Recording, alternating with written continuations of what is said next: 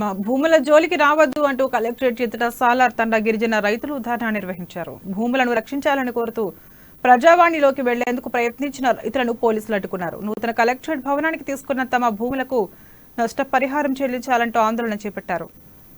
Collector sir రావాలంటూ నినాదాలు చేశారు. 70 సంవత్సరాల నుండి సాగు చేసుకుంటున్న మా భూములకు పట్టాలు ఇవ్వాలని నినదించారు. అధికారులు ప్రజాప్రతినిధులు ఇచ్చిన హామీలను వెంటనే నెరవేర్చాలంటూ డిమాండ్ చేశారు.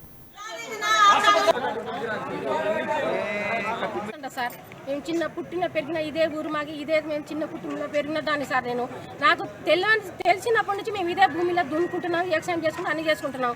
మేడం వచ్చింది, కలెక్టర్ ఆఫీస్ పడ్డది.